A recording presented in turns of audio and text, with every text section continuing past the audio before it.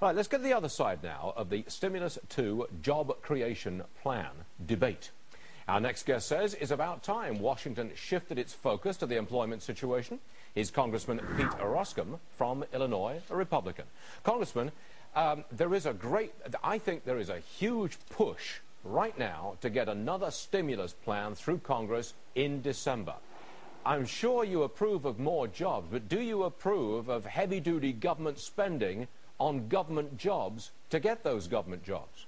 No, not for a second. And I think what's happening is there's a recognition among the public at large that the promises that the Democratic leadership made have just sort of sifted through people's fingers like sand, and now it's all for naught. This was a group that promised 8% unemployment would be our peak, and obviously we're way past 10%. So I think the notion of moving forward and spending more money and more government effort is exactly the wrong direction for our country right now. Politically, do you think this is maybe a winning issue for the Democrats? They can go out and say, look, we are making an effort. We're doubling down. No matter what it costs, we're going to get jobs back to America.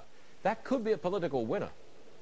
Well, look, that sort of sounds like a bumper sticker, which is very charming until you sort of read beneath it. And what you see, I think, ultimately in this conversation that we're having is there was a good alternative that was on the table that every House Republican that was in favor of, authored by John Boehner and Eric Cantor, that according to the White House's own economic advisor said it would have created twice the jobs at half the cost. If that alternative had been passed, we wouldn't be having this conversation right now. And here's the subtext, though.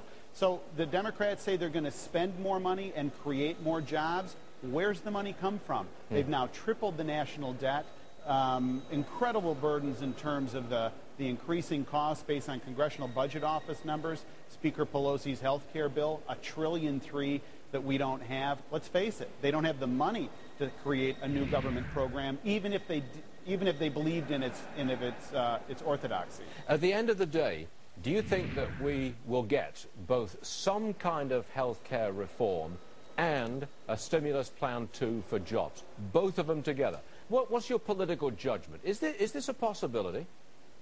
My political instinct is that the administration lost the opportunity when the president made his September 9th speech to the joint session of Congress. They decided not to pivot and really reach out and do a bipartisan bill, but instead admonished those that didn't favor the public option, and now they've jammed the public option through the House. I think ultimately the White House needs a win. They've got to lower the goalposts and get something on the president's desk. But my hunch is it's not going to be Nancy Pelosi's bill. Got it. Congressman Pete Roskam, Republican from downstate Illinois, I believe, not the Chicago area. Is that correct, Congressman? Western and northwest suburbs of Chicago. Oh, I'm sorry. I'll get it right. Thank you very much, Congressman. A pleasure. That's all right. Thanks for joining us.